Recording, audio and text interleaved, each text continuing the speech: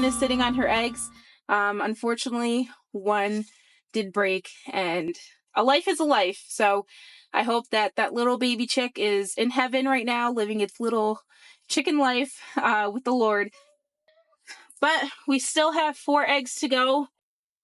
Hey everyone, welcome to Lady Farmer Homestead. My name's Tina. Today is kind of going to be like a formal vlog. There are a few things I want to show you inside of my coop that's currently boarded up with plastic to keep my chickens from freezing all winter and to keep them out of the draft.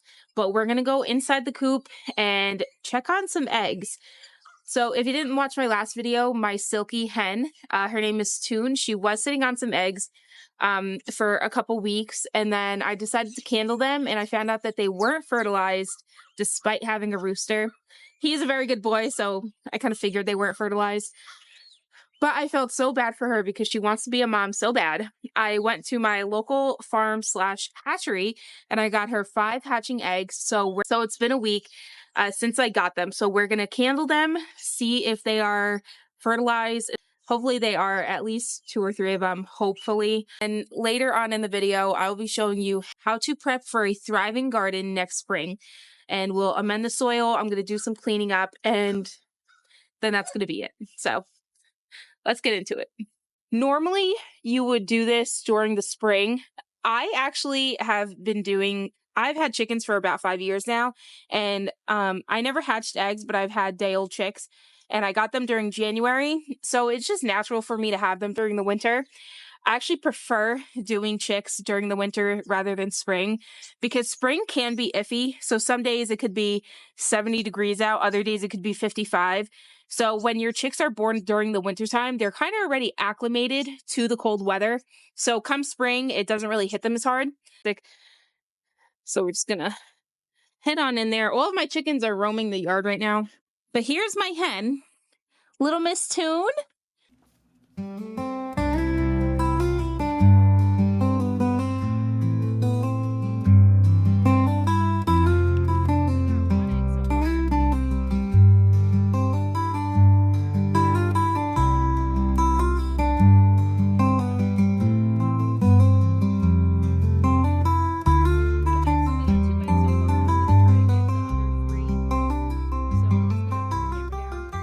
I am doing everything I can to get these eggs from her.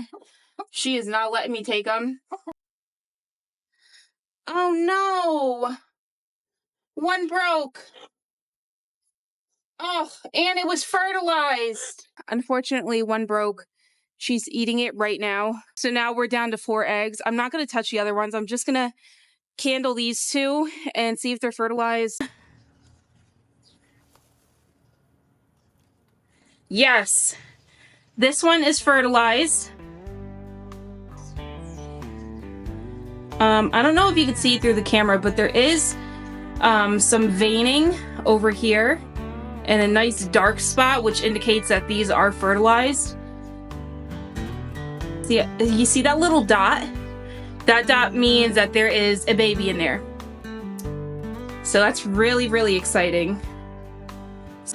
Let's check out the other one. Oh! This one as well. This one is fertilized. Woohoo! It looks like only 2 are fertilized. The other 2 I can't really tell yet, so I'll revisit that in another week. But they are due to hatch around December, like 19th, around that time. Give or take a few days. So it could be on Christmas, maybe. It could be before Christmas. So just stay tuned for that. I am 9,000% sure that she will stay on the nest for the remainder of the days. If she does it, I will have to get an incubator and do it myself. But I think we should be good with her. She's a really good mama. So that was kind of a sad update on the chickens. It's really, really unfortunate that she ate one. Now we are gonna go get into the garden, do some work in there, clean up, and prep for a thriving garden next spring.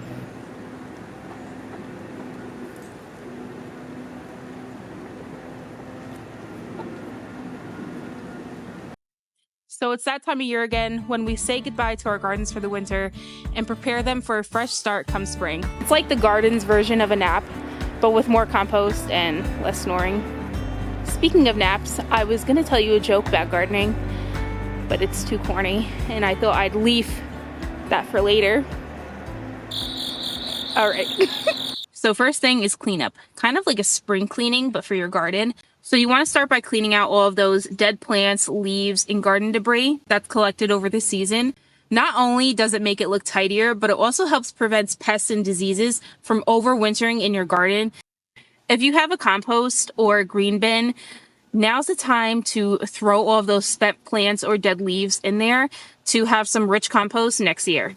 I'll also be showing you how to amend your beds and what to amend it with. I won't be doing a lot to my beds because I'm actually adding some new garden beds to my garden this year, so this is all coming down and coming apart. But for the sake of the video, I will be amending my soil. Now that you've cleaned out all of the debris in your garden beds, the next thing we're going to do to prepare for a thriving garden next spring is amending the soil. Soil is the foundation of your garden's health. So just like we need a good night's rest to feel refreshed the next day, your soil needs some love before it goes into hibernation. So here's the trick. You want to add some organic matter to your garden. So that would be aged manure, some really rich compost, or a good mulch back into the soil. This helps improve its structure, drainage, and nutrient content. I am actually going to use something called bumper crop, and bumper crop is actually a mix of aged manure, lobster and crab shells, kelp meal, peat moss, and a bunch of other things. But this will help my soil rejuvenate over the winter and be ready for the spring. So while your soil is getting the beauty rest that it needs, you want to make sure your garden stays cozy through the winter months. So we're going to add a good layer of mulch, whether that be straw, leaves, or wood chips. It acts like a blanket for your soil, keeping it insulated and preventing erosion through the winter months. Now you're truly wetty. That is so funny. I said wetty. Now your garden is ready for a thriving, bountiful harvest this year with clean beds, amended soil, and some winter protection, and ready for a fresh start in the spring.